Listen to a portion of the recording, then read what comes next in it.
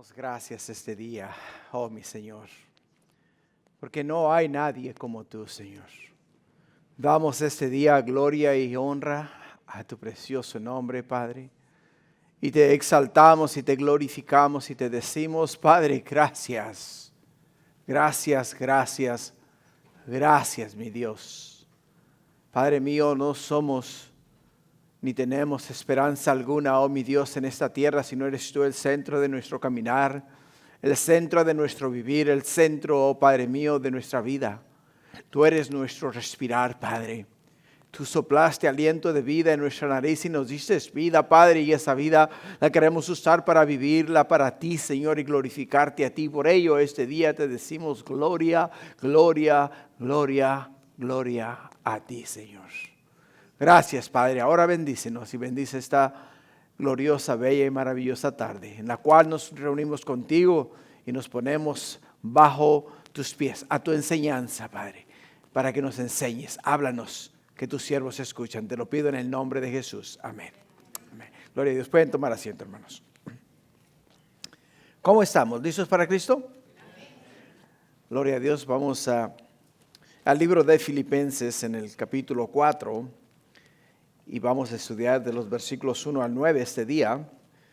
Vamos a estar tocando un tema el cual yo le he titulado Regocijaos en el Señor siempre. Regocijaos en el Señor siempre. En sí la palabra regocijaos nos habla de estar alegres, estar felices. Lo que nos dice a nosotros este título es que debemos de estar alegres y felices siempre en la presencia del Señor, por el hecho de que Él es nuestro todo, Él es nuestro vivir, Él es por el cual, a través del cual existimos nosotros, y eso nos debería de dar a cada uno de nosotros una alegría, hermanos, que no la puedes explicar por el hecho de que ha sido nuestro Dios, ha sido nuestro Rey, ha sido nuestro Señor, el cual nos ha bendecido de esa manera. Así es de que vamos a ir a Filipenses capítulo 4 de los versículos 1 al 9. La semana pasada, hermanos, aprendimos acerca de no pretendo haberlo ya alcanzado. El apóstol Pablo no quería dar una impresión contraria a quien él era. A quien él era. El apóstol Pablo tuvo la bendición y el privilegio de escuchar a Jesús en el camino a Damasco. Cuando el Señor le habló a Pablo y le dijo, Pablo, Pablo, ¿por qué me persigues? ¿Por qué me persigues? Y cuando Pablo escuchó al Señor hablar a él, dijo, ¿quién eres, Señor? ¿Quién eres? Y Jesús le dijo, yo soy Jesús, a quien tú persigues. Y el hecho de que Pablo escuchó la voz del Señor, automáticamente se humilló delante de Dios. Y le dice a él, ¿qué quieres que yo haga, Señor? ¿Qué quieres que yo haga? Y nos dice la Escritura que Pablo perdió su vista en ese instante. Perdió su vista, no pudo mirar más lo que estaba delante de él, lo que estaba alrededor de él, o lo que estaba pasando a su alrededor. Hasta que el Señor habló a Ananías, un siervo de Dios en la ciudad de Damasco, donde el Señor le dijo a Ananías, me es necesario que vayas y ores por Pablo, porque instrumento escogido me es para llevar mi nombre, dice a los gentiles, a reyes, y llevar mi nombre a mi pueblo. La palabra de Dios nos dice que Ananías fue y predicó, ministró a Pablo. Le dice, hermano Saulo, se llamaba Saulo, hermano Saulo, Jesús me ha enviado a que ore por ti, me ha enviado a que ponga mi mano sobre ti en estos momentos, porque Él te ha escogido para algo muy especial. Y entendemos que cuando el apóstol Pablo fue tocado por Ananías, las escamas que estaban en sus ojos cayeron de sus ojos. O sea, Dios le dio una nueva visión. Dios le dio una nueva perspectiva. Dios le dio una nueva esperanza. Dios le dijo a Pablo, hey, tengo planes grandes para tu vida.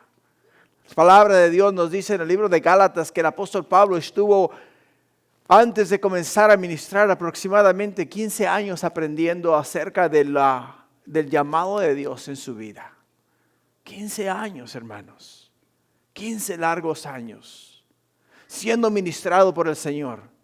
Recibiendo acerca de Jesús. Teniendo tiempo con Jesús. Siendo instruido, siendo enseñado por Jesús. Y cuando escribe él a los filipenses, les dice a ellos, no pretendo yo haberlo ya alcanzado, dice, pero una cosa hago, poniendo los ojos en el autor y consumador de mi fe, en Cristo Jesús, prosigo hacia la meta para ver si logro, dice, para ver si logro llegar y comprender lo maravilloso y lo glorioso que es Jesús. Por ello, el apóstol Pablo se dio a la tarea de ¿qué? Se dio a la tarea de decirles a ellos que él iba a seguir hacia la meta, hacia el supremo llamado que tenía en Cristo Jesús. En el versículo 12 de Filipenses capítulo 3, Pablo escribe estas palabras y dice, no que lo haya ya alcanzado, ni que ya sea perfecto. O sea, aún a pesar de todo ese tiempo y todo este tiempo que he pasado con Jesús, no me considero una persona perfecta, dice, sino que prosigo, dice, por ver si logro hacer aquello para lo cual fui también asido por Cristo Jesús. Sigo, para ver si logro llegar al conocimiento perfecto, completo de quién es Jesús.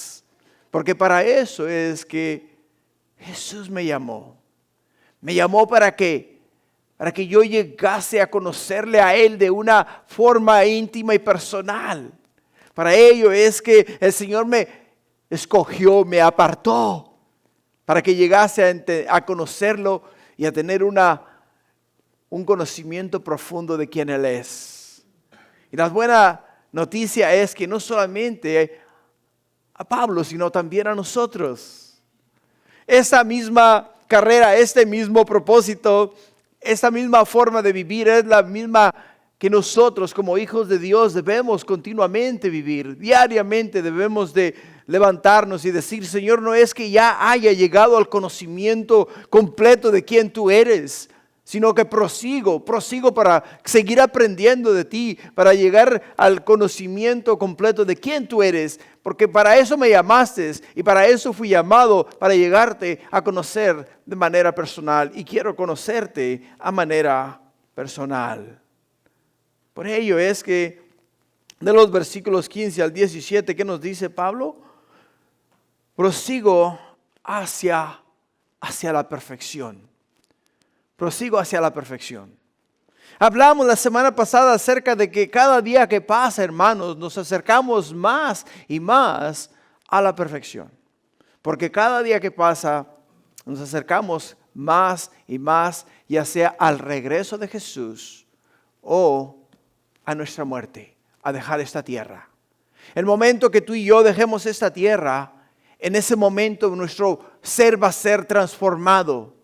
Nuestra persona nuestro espíritu va ahora a estar delante de nuestro Creador, va a estar delante de Dios. Le vamos a mirar por quien Él es. Vamos a conocer a Jesús por quien Él ha sido y por quien fue y por quien será por la eternidad. Y vamos entonces a alcanzar la perfección. Pero mientras estemos en el mundo, mientras estemos en la tierra, proseguimos hacia esa perfección.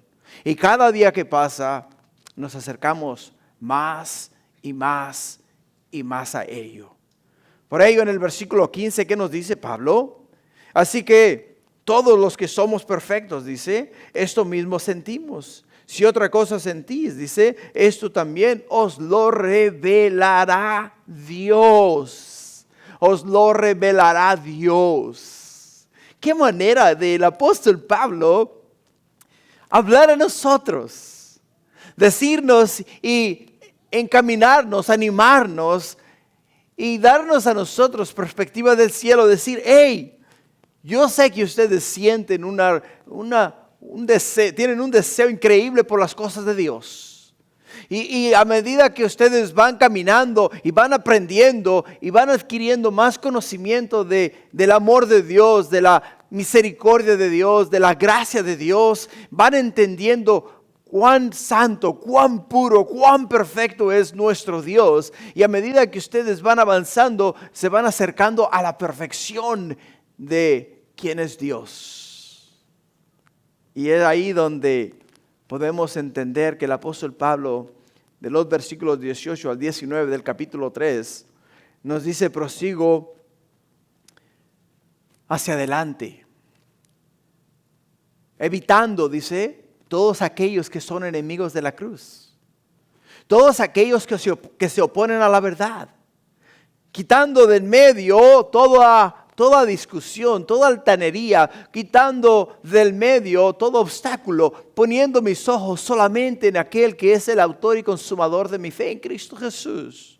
No buscando otra cosa, sino buscando lo de arriba, no buscando lo mío propio, sino buscando lo que es de Dios, no buscando agradarme a mí mismo, sino agradar a Dios, no buscando hacer mi voluntad, sino la voluntad de Dios. Por ello en el versículo 18 dice, ¿qué nos dice a nosotros en el versículo 18? Dice: porque por ahí andan muchos, de los cuales os dije muchas veces, y ahora, dice, y aún ahora lo digo llorando, dice, que son enemigos de la cruz de Cristo, el fin de los cuales será perdición, cuyo Dios es el vientre y cuya gloria es su vergüenza, que solo piensan en lo terrenal, que solo piensan en las cosas de este mundo.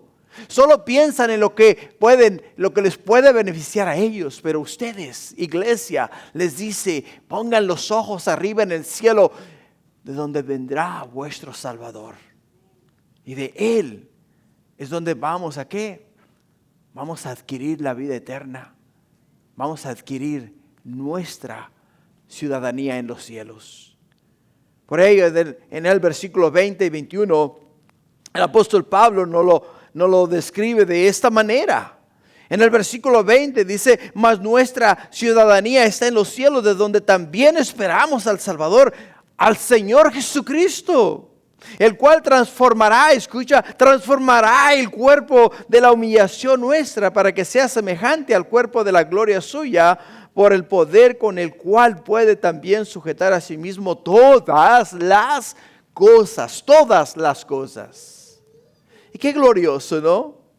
Porque cuando entendemos, hermanos, y vivimos conforme a lo que la palabra de Dios nos habla y nos dice, que no somos de este mundo, no nos enfrascamos en las cosas de esta tierra. No nos enfrascamos en las cosas de este mundo. No nos concentramos en lo que podamos quizá adquirir o quizá tener en este mundo. Porque cada día que pasa, nuestra mirada se acerca más y más y más a la gloria de Dios. Cada día que pasa, nuestros pensamientos se van enfocando más en el cielo y nuestro vocabulario se va tornando más en el vocabulario del cielo. Y comenzamos a hablar a manera celestial acerca de los negocios de Dios. Comenzamos a hablar acerca de lo que le importa a Dios. Y poco a poco vamos haciendo a un lado las cosas que en este mundo nos sujetan, las cosas que en este mundo para nosotros eran de importancia, pero que ahora vienen a pasar a segunda plana.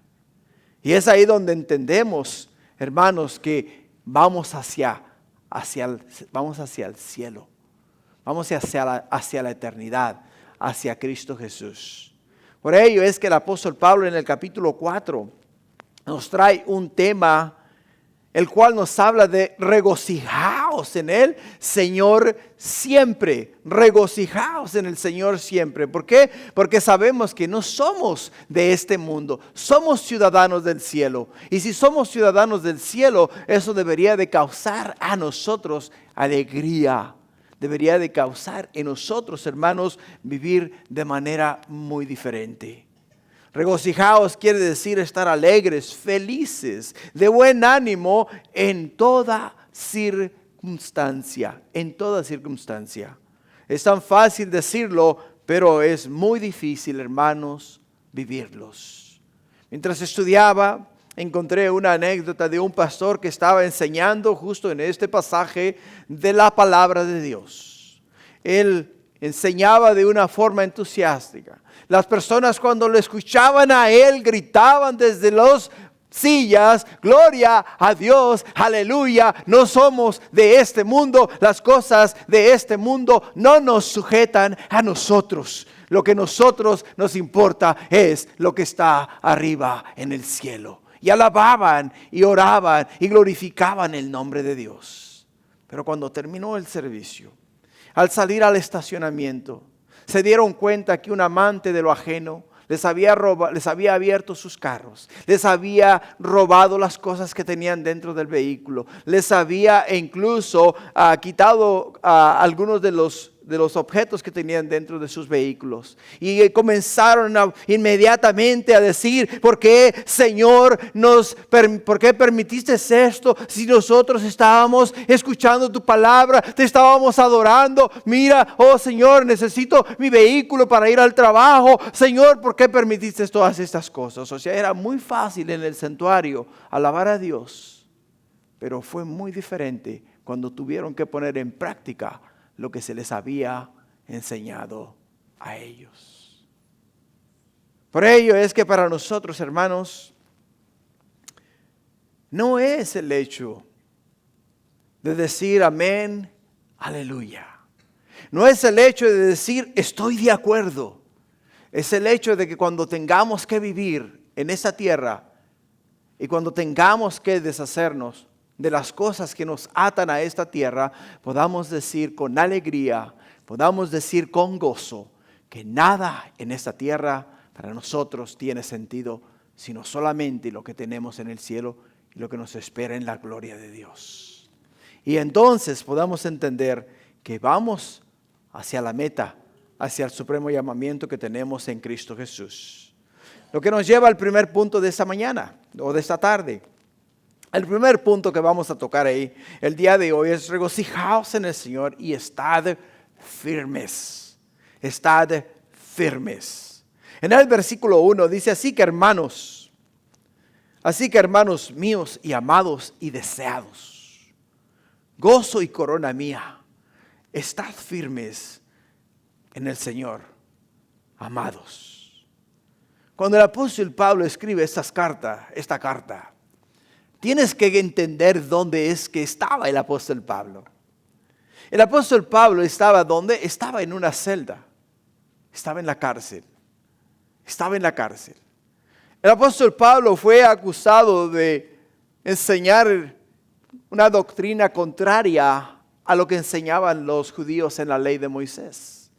El apóstol Pablo fue perseguido por los judíos por enseñar la verdad, por enseñar acerca de Cristo Jesús. Por lo tanto, fue tomado prisionero en la ciudad de Jerusalén. De la ciudad de Jerusalén fue transportado a la ciudad de Roma. Estando él en Roma y estando estando dentro de esta cárcel, estando en esta cárcel y estando él esperando sentencia, ya sea que le iban a dar la libertad o le iban a dar la muerte, él escribe esas palabras. Le escribe esas palabras a los filipenses y les dice: así que, porque os dije a vosotros que nuestra ciudadanía no está aquí en la tierra, sino que está en los cielos, quiero que quiten los ojos del mundo y quiero que los pongan arriba en el cielo, porque es de ahí donde viene nuestro Salvador. Cuando el apóstol Pablo dice así que, está haciendo referencia a los versículos 20 y 21. ¿Por qué? Porque dice: mas nuestra ciudadanía está en los cielos, de donde también esperamos al Salvador, al Señor Jesucristo, el cual transformará el cuerpo de la humillación nuestra para que sea semejante al cuerpo de la gloria suya, por el poder con el cual puede también sujetar a sí mismo todas las cosas. Todas las cosas. Por ello les dice: hey, enfóquense. Piensen no en lo terrenal, piensen en lo espiritual, piensen en la ciudadanía que tenemos nosotros en los cielos. Porque no somos de este mundo, somos peregrinos, vamos de pasada. Nuestro destino final es en la presencia de Dios, es en la gloria de Dios, es en donde Jesús ha ido a preparar lugar para nosotros, en la casa de Dios. Por ello les dice a ellos, amados míos, hermanos míos, amados y deseados. La palabra, hermanos amados, nos habla a nosotros de una persona que ama incondicionalmente, que extraña a la otra persona a la cual él ama, o las personas las cuales él ama, las extraña de tal manera que en su mente está continuamente pensando cómo estarán comiendo, estarán bebiendo, tendrán frío, tendrán calor, estarán cómodos, estarán incómodos, cómo estará, cuál será la condición espiritual de ellos, estarán orando a Dios, estarán en comunión con los hermanos, estarán sirviendo al Señor, cuál será el estado de ellos. Continuamente pensando en qué, pensando en ellos. Por ello, esta es una gran señal de amor, de motivo y de obediencia, de amor hacia los cuales el apóstol Pablo había predicado la palabra de Dios. De obediencia, porque a eso él había sido llamado, a guardar y cuidar de aquellos a los cuales él les había predicado el evangelio. Preocuparse para que ellos se mantuviesen en la verdad, se mantuviesen en la palabra de Dios. No solamente eran amados, sino que deseaba que ellos estuviesen con él. Deseado significa acá el anhelo de verlos, de ver a alguien tras una larga ausencia. Ver a alguien después de no haberle visto por mucho tiempo. En Filipenses capítulo 1 versículo 8 dice, porque Dios me es testigo de cómo os amo. Dios me es testigo de cómo os amo a todos vosotros con el entrañable amor de Jesucristo. O sea, el apóstol Pablo, ya para terminar la epístola, les comienza diciendo a ellos cuánto los ama en el nombre del Señor. Y ahora para terminar la epístola les dice a ellos, yo deseo verles, deseo estar con ustedes, deseo compartir con ustedes, deseo que de una forma u otra estemos juntos porque los amo en el Señor, los extraño en el Señor. No solamente les dice que son amados y deseados, sino que dice también que son corona suya. Dice corona mía en el día del Señor. La corona es una insignia honorífica o símbolo de dignidad o realeza. El apóstol Pablo dice, cada uno de ustedes a los cuales yo he predicado el evangelio, cada uno de ustedes que han recibido la verdad, han recibido la palabra de Dios, para mí, dice, son ustedes lo que me motiva a continuar viviendo, continuar intercediendo, continuar orando y continuar predicando la palabra de Dios, porque aquel el cual me dio a mí puso en mí el llamado de predicar el evangelio, se interesa por vosotros. Y quiere que todos ustedes estén en coinonía con el Señor. Fíjate cómo el apóstol Pablo en el capítulo 2 de Filipenses, versículo 14, expresa estas mismas palabras. Dice, hacer todo sin murmuración y contiendas, para que seáis irreprensibles y sencillos, hijos de Dios sin mancha en medio de una generación maligna y perversa, en medio de la cual resplandecéis como luminares en el mundo, asidos de la palabra de vida, porque en aquel día de Cristo yo pueda gloriarme de que no he corrido en vano, ni en vano he trabajado. Si a Pablo dice, ustedes son corona mía, porque el día en el cual yo llegue al cielo, el día en el cual yo entre en gloria, el día en el cual ustedes lleguen al cielo y entren en gloria, el Padre entenderá que ustedes vinieron al cielo por el llamado que Él puso en mi vida, por la fidelidad de predicar el Evangelio y porque ustedes abrieron sus oídos y escucharon la verdad y aceptaron a Jesús. Y ahora el Señor me recompensará con la corona de la vida la cual Él me dará a mí por haberle sido fiel a Él en el llamado que Él puso en mi vida. ¿Cuántas coronas hay en tu vida? ¿A cuántas personas el Señor te ha dado el privilegio de predicar el Evangelio? ¿A cuántas personas les has llevado la verdad? ¿Cuántos de ellos aún en el día de hoy, después de haberles enseñado el camino hacia Jesús y haber ellos aceptado a Jesús en su corazón, continúan caminando con el Señor?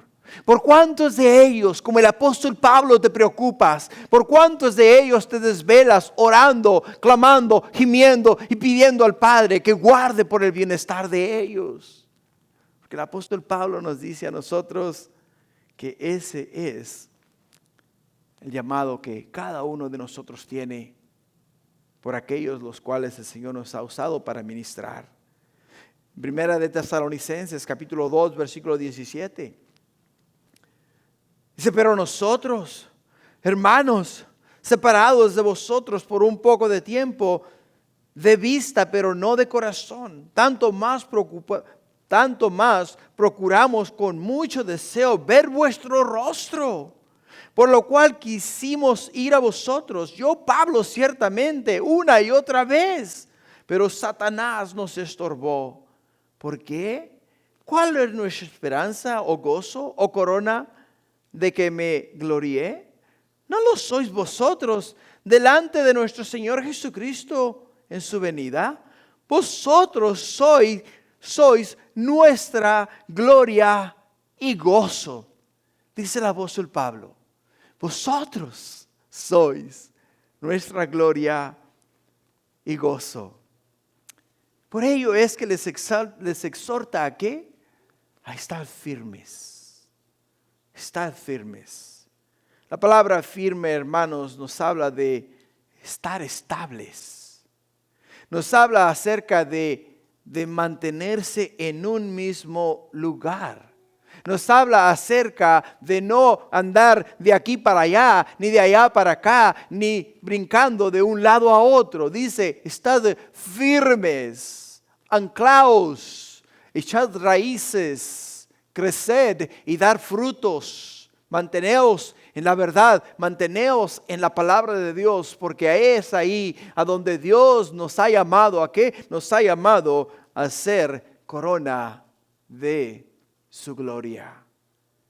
El apóstol Pablo mismo en el versículo 1, capítulo 27, en el capítulo 1, versículo 27 de Filipenses, nos dice solamente que os comportéis como es digno del evangelio de Cristo, para que o sea que vaya a veros o que esté ausente, oiga de vosotros que estáis firmes en un mismo espíritu, combatiendo unánimes por la fe del evangelio y en nada intimidados por los que se oponen,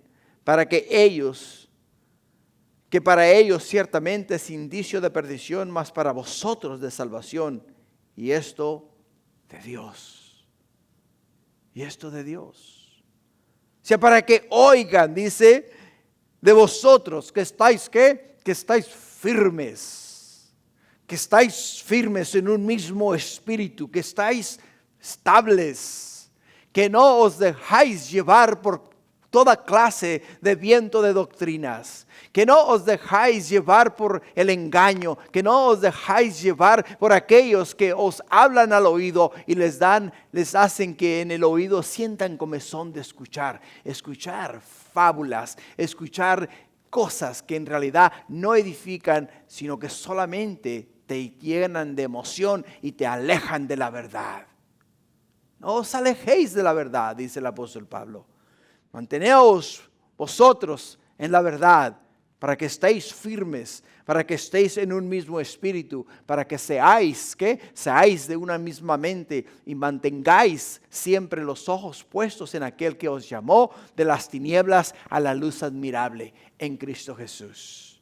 Lo que nos lleva al segundo versículo. En el segundo versículo encontramos a dos mujeres. Dice, ruego a Evodia y a Sintique que sean de un mismo sentir en el Señor. Por lo que podemos ver, estas dos mujeres, hermanos, estaban ¿qué? Estaban enfrascadas en un conflicto, la una con la otra. Por supuesto, no conocemos mucho acerca del conflicto, ni sabemos el origen del conflicto, ni sabemos por qué razones que ellas estaban enemistadas. La palabra de Dios no nos dice a nosotros cuál fue el problema, ni qué fue lo que causó la división. Ahora, ¿qué es un conflicto? Los conflictos son desacuerdos, luchas o batallas relacionadas con principios o puntos de vista opuestos. Puntos de vista opuestos. Lo que podemos deducir acerca del conflicto es que es muy posible que haya habido un desacuerdo entre ellas por algún punto de vista, por alguna razón específica. No sabemos exactamente cuál era la situación, pero podemos entender que el conflicto había llegado a los oídos del apóstol Pablo, porque estas dos mujeres fueron claves en el comienzo de cuando por primera vez enseñó la palabra de Dios en Filipo. Porque en Filipo, como podemos entender, las primeras personas que escucharon el evangelio fueron mujeres. Fueron mujeres. Ahora, la palabra conflicto proviene del latín conflictus, que significa acto de enfrentarse o chocar con. Acto de enfrentarse o chocar con.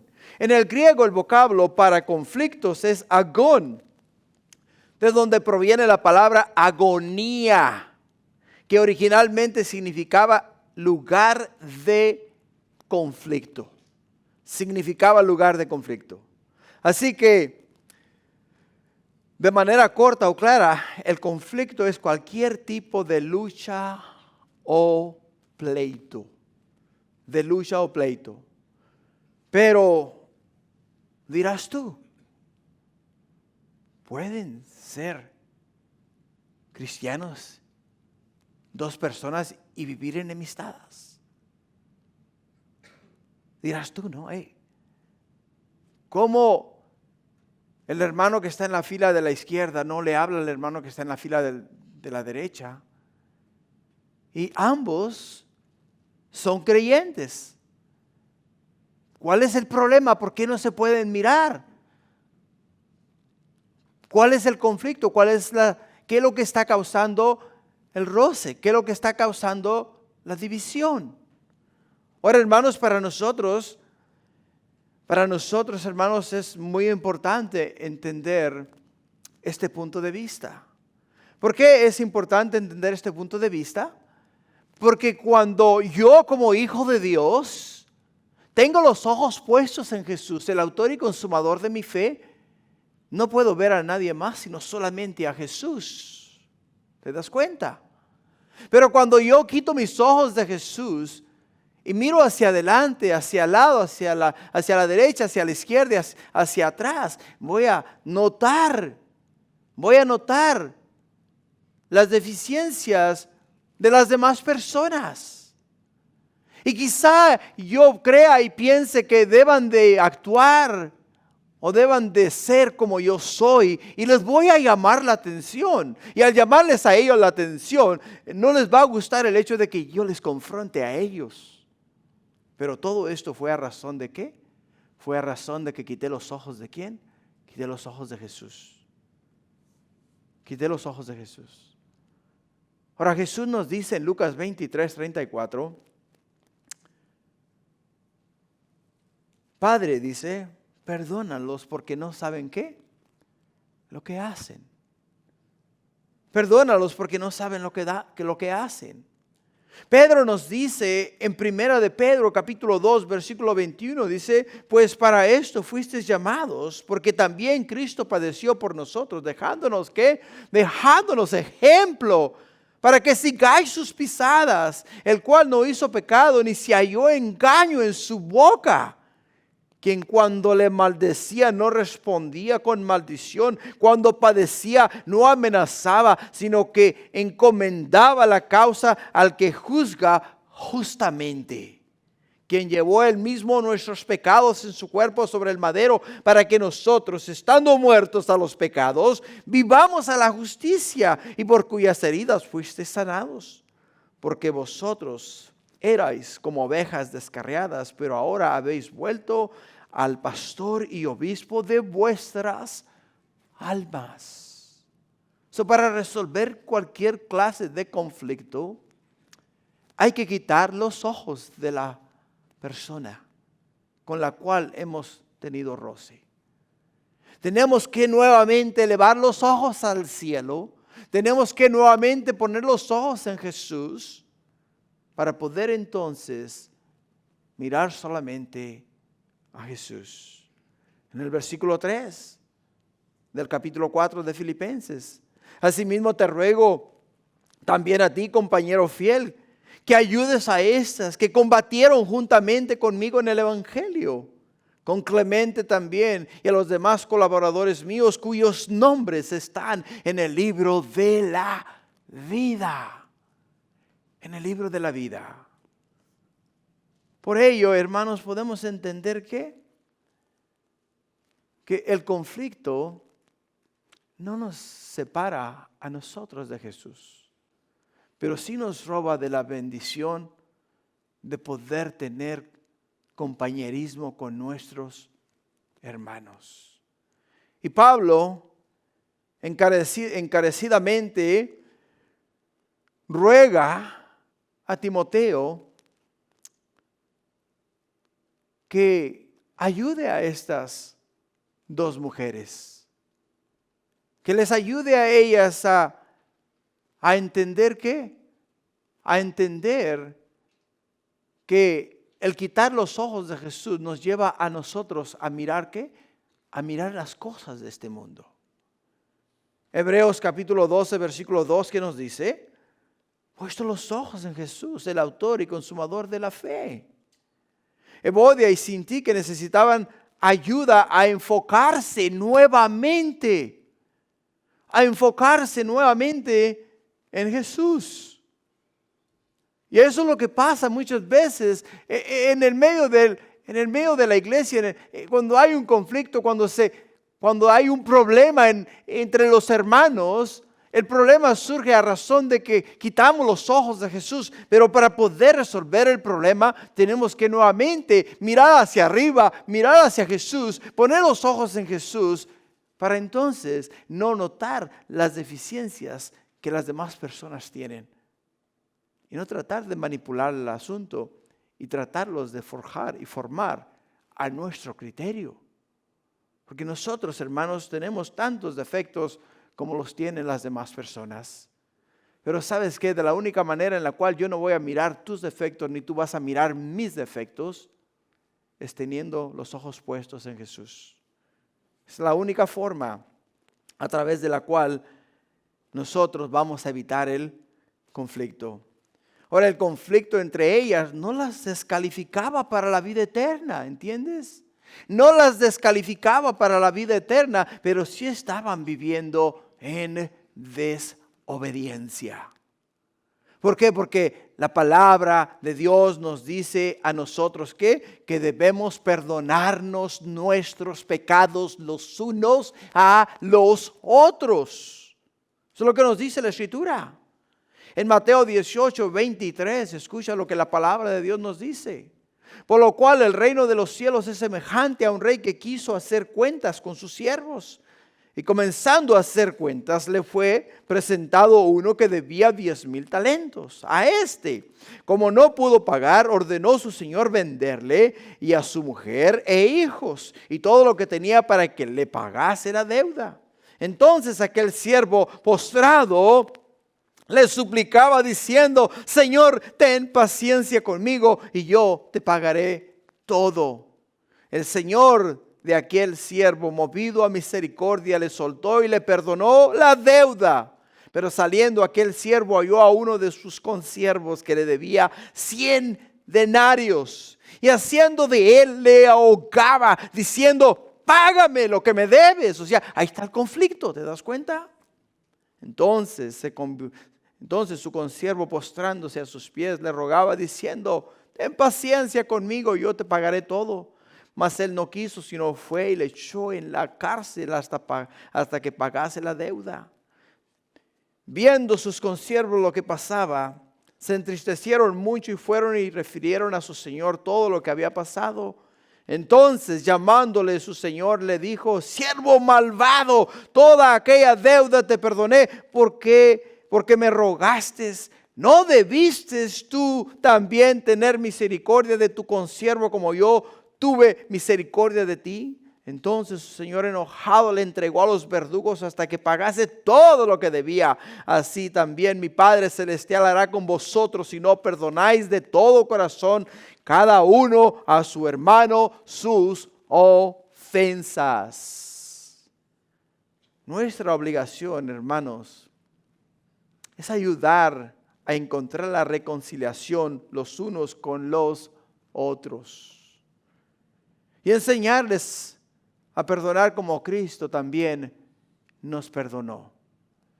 No estamos, hermanos, para echarle leña al fuego, ni estamos mucho menos para tomar partido, o sea, agarrar un lado o el otro. Estamos para ayudarles a ellos, a quitar los ojos del problema, el conflicto, la situación, la circunstancia, lo que haya sido que les llevó a ellos a quitar los ojos de Jesús y a ayudarles a nuevamente levantar los ojos hacia el cielo, hacia Jesús.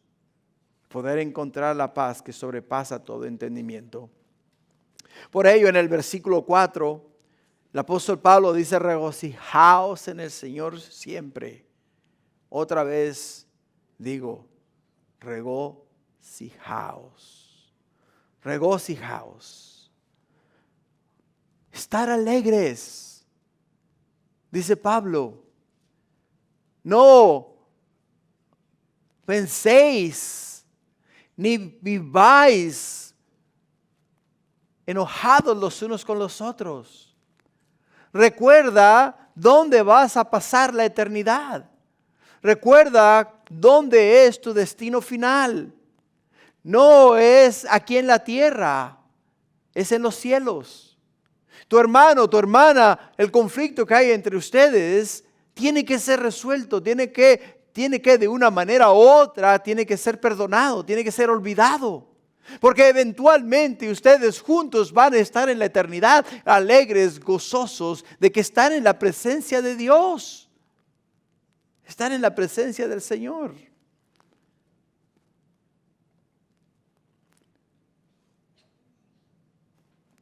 Y en 2 de Corintios capítulo 11 versículo 23, el apóstol Pablo dice estas palabras que van muy en conjunto con lo que acabamos de leer. Dice en el versículo 23, dice: son ministros de Cristo, dice, como si estuviera loco hablo, dice yo más. En trabajos más abundante, en azotes sin número, en cárceles más, en peligro de muerte muchas veces. De los judíos 5 veces he recibido 40 azotes, uno menos uno. 3 veces he sido azotado con varas, 1 vez apedreado, 3 veces he padecido naufragio. 1 noche y 1 día he estado como náufrago en alta mar. En caminos muchas veces, en peligros de ríos. Peligros de ladrones, peligros de los de mi nación, peligros de los gentiles, peligros de Peligros en la ciudad, peligros en el desierto, peligros en el mar, peligros ante falsos hermanos, en trabajo y en fatiga, en muchos desvelos, en hambre, en sed, en muchos ayunos, en frío, en desnudez y además de otras cosas, lo que sobre mí agolpa cada día, la preocupación por todas las iglesias. ¿Quién enferma y yo no enfermo? ¿A quién se le hace tropezar y yo no me indigno? Si es necesario, gloriese. Si es necesario gloriarse, me gloriaré en lo que es mi debilidad.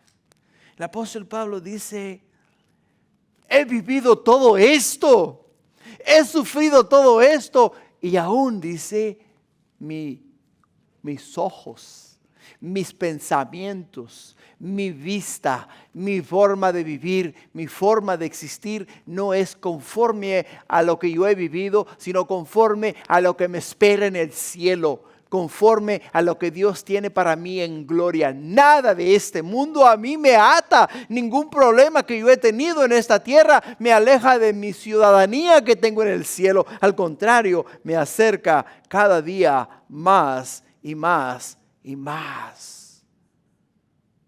Por ello es que Pablo pudo decir, regocijaos, regocijaos, porque su gozo no estaba en la teoría, sino en los hechos, en los hechos. En Lucas 10:17 dice, vinieron los 70 con gozo diciendo, Señor, aún los demonios se nos sujetan en tu nombre. Y él les dijo, yo veía a Satanás caer del cielo como un rayo, y he aquí os doy potestad de hollar serpientes, escorpiones y sobre toda fuerza del enemigo, y nada os dañará. Pero no os regocijéis de lo que los espíritus se os sujetan, sino regocijaos de que vuestros nombres están escritos en el cielo. De que vuestros nombres están escritos en el cielo. Segundo punto, hermanos, nos habla acerca de regocijaos porque el Señor está cerca, muy cerca. En el versículo 5 nos dice, vuestra gentileza sea conocida de todos los hombres. El Señor está cerca. Que todo el mundo vea que son considerados en todo lo que hacen. Es lo que nos dice la versión nueva, la nueva traducción viviente. La nueva traducción viviente dice que todo el mundo vea que son considerados en todo lo que hacen. Recuerden que el Señor dice, vuelve pronto, vuelve pronto. Pablo utilizó una interesante palabra griega antigua que es epiekia, el cual aquí se traduce como gentileza. Otras versiones de la Biblia traducen epiekia como paciencia, suavidad, una mente tranquila, modestia, el espíritu paciente, productivo, gentileza, clemencia, moderación, sin la voluntad de litigar o contender. Y cuando el apóstol Pablo nos dice a nosotros que vuestra gentileza sea conocida de todos los hombres, quiere decir él que nosotros tenemos que vivir con un espíritu apacible, un espíritu que literalmente vive, hermanos, en esta tierra, pero vive con sus ojos puestos en la eternidad.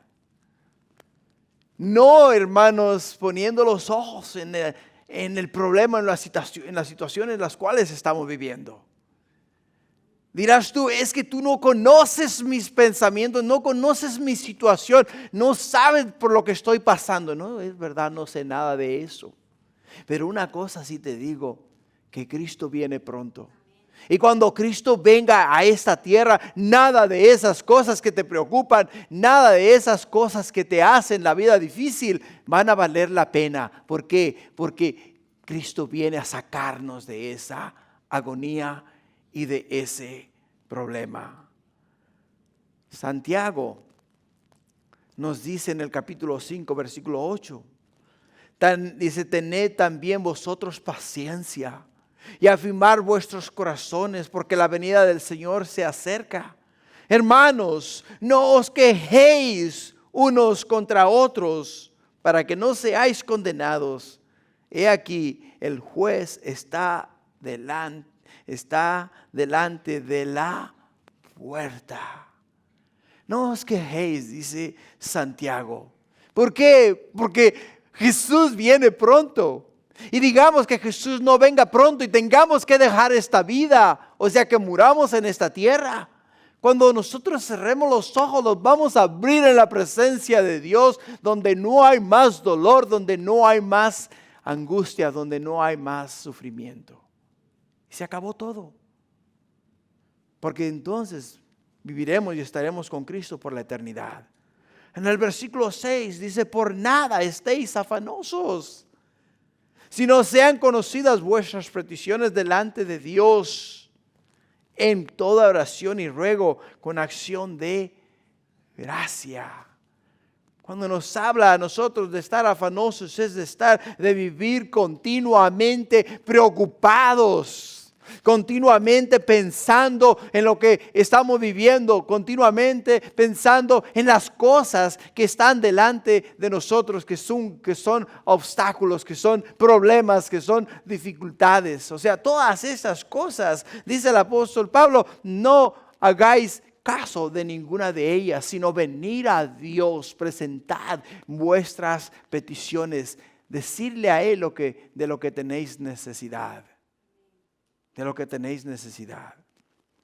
Y todo tiene que ser en oración y ruego. O sea, oración quiere decir hablar con Dios. Ruego quiere decir tienes que suplicar. O sea, tienes que volverle a pedir y a pedir y a pedir y a pedir hasta que recibas lo que estás pidiendo. O sea, rogar es pedir hasta que recibas lo que quieres. Eso es lo que dice Pablo. Pero todo lo tienes que hacer con acción de gracias. Señor, el dolor tan fuerte que tengo en mi cabeza, yo sé que tú tienes autoridad para sanarme. Lo único que tienes que hacer es extender tu mano y yo voy a recibir sanidad. Pero Padre, si aún así me quieres mantener en esta tierra con ese dolor, pues gloria a tu nombre y sigo hacia la meta, hacia el supremo llamamiento, esperando tu venida, no importando la agonía y el dolor en el cual yo estoy viviendo, porque entiendo que el dolor de esta tierra no se compara al que el infierno nos va a dar si no mantenemos los ojos puestos en Jesús. Tenemos que ser agradecidos con el Señor en todo tiempo y en toda hora. Versículo 7 dice, la paz de Dios que sobrepasa todo entendimiento. La paz de Dios que sobrepasa todo entendimiento, dice, guardará vuestros corazones y vuestros pensamientos en Cristo Jesús. La Biblia describe 3 grandes aspectos de la paz que se relacionan con Dios.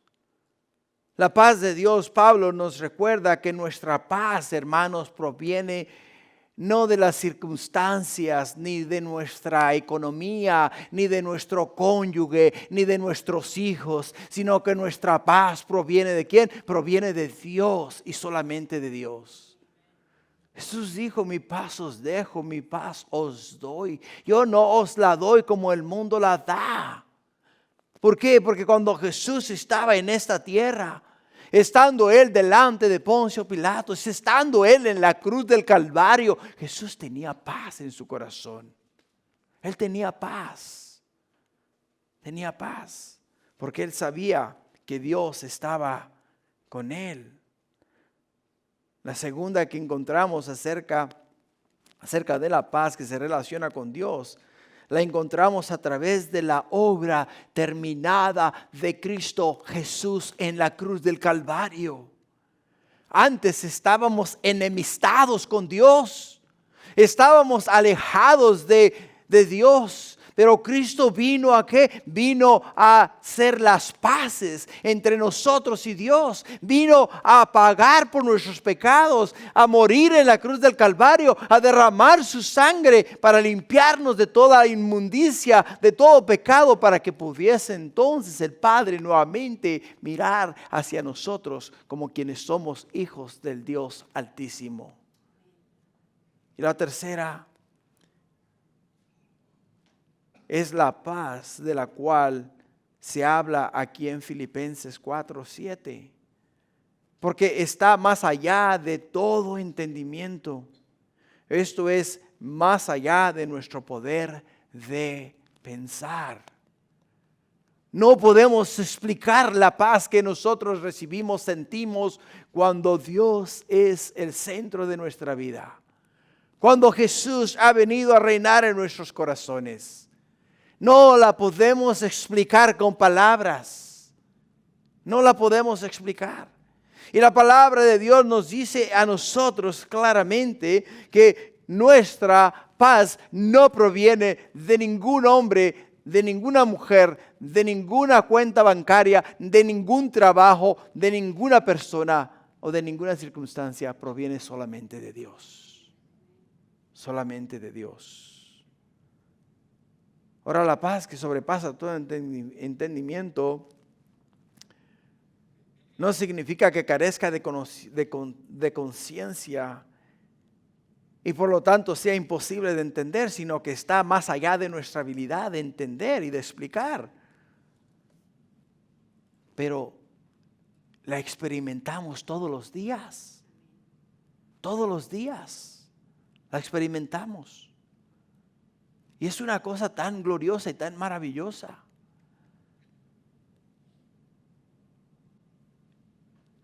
Cuando tú lees la palabra de Dios y estás leyendo a través de la palabra de Dios, llegas a un versículo, un solo versículo, que así nomás de repente te toca de tal manera que sientes aquella alegría, aquel gozo, aquel regocijo en tu corazón de tal manera y de tal forma que lo único que tiendes a hacer es a llorar y que te quebrantas delante de Dios porque Dios está hablando a tu corazón, está ministrando a tu vida y sientes que tu corazón, que tu cuerpo es como que si tuvieras fiebre, empiezas hasta a sudar de la emoción de que Dios está ministrando a tu vida y sientes aquella paz y aquella tranquilidad que solamente Dios puede dar, que solamente Dios puede traer. Lo que nos lleva al punto 3, regocijaos en el Dios de paz. Los versículos 8 y 9 dice, por lo demás, hermanos, todo lo que es verdadero, todo lo honesto, todo lo justo, todo lo puro, todo lo amable, todo lo que es de buen nombre, si hay virtud alguna, si algo digno de alabanza, en esto pensad. Todo lo que es verdadero nos habla a nosotros acerca de qué, hermanos. Nos habla acerca de todo lo que Dios nos ha dejado en su bendita palabra. La verdad del Padre, la verdad del Hijo. Ahora entiende que la mente tiene un poder especial o juega un poder especial en nuestras vidas. El apóstol Pablo nos manda a nosotros a enfocarnos en lo que vamos a pensar. Porque lo que vamos a pensar va a dictar cómo nos vamos a sentir. Si nosotros nos vamos a pensar que tenemos que pagar la renta y no tenemos con qué pagar la renta, automáticamente te vas a deprimir. Y vas a pensar que si no pagas la renta te van a sacar de tu casa. Te van a echar fuera. ¿Y qué va a hacer de mí? ¿Dónde voy a vivir? ¿Dónde me voy a meter? Y cosas así. O sea, tu mente está jugando contigo un papel muy, muy importante. Te está deprimiendo. Pero el apóstol Pablo dice, no. No dejes que tu mente te domine. No dejes que tus pensamientos dicten tu vida.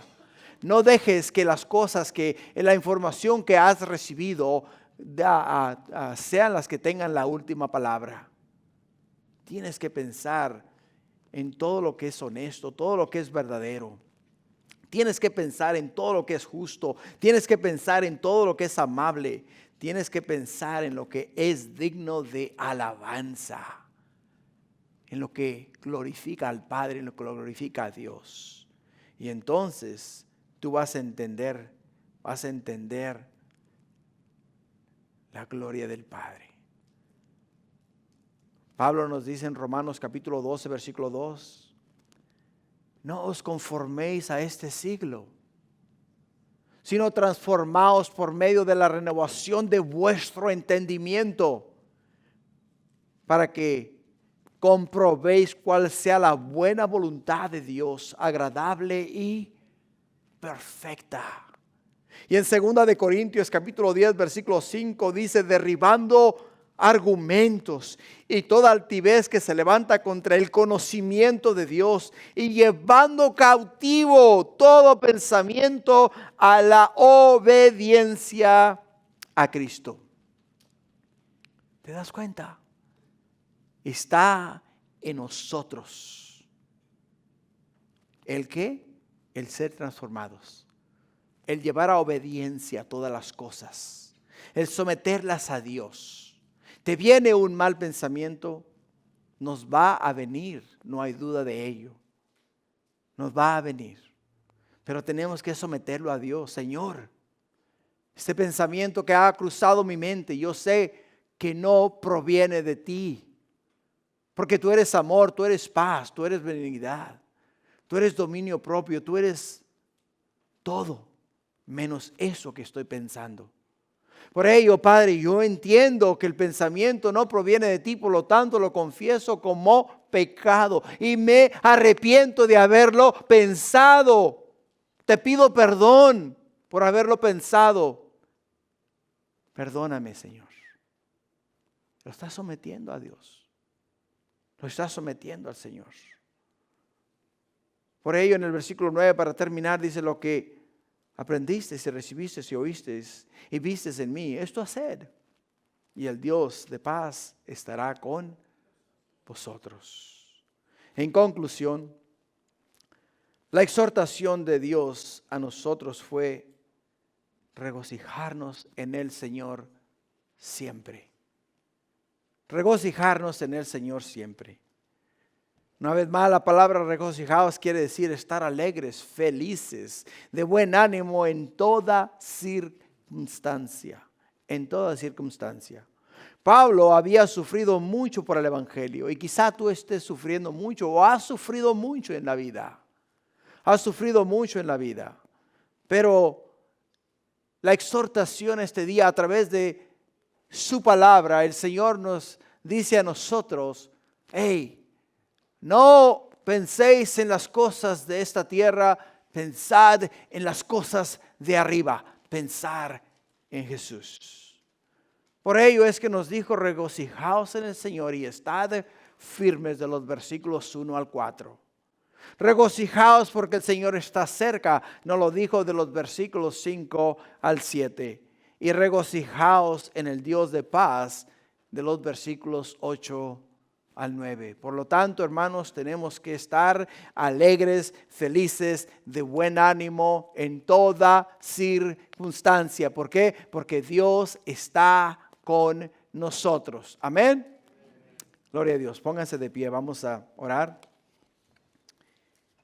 Y así vamos a pasar a la Santa Cena. Padre, gracias por este tiempo en tu presencia, por las palabras que el apóstol Pablo ha traído para exhortarnos a nosotros a regocijarnos en el Señor siempre. Siempre, Padre. Señor, yo no conozco el corazón de tus hijos, ni mucho menos sé por lo que ellos están pasando, lo que están viviendo. Padre mío, no he llegado yo a tener ese conocimiento o llegar a esa profundidad. Pero tú sí, Señor.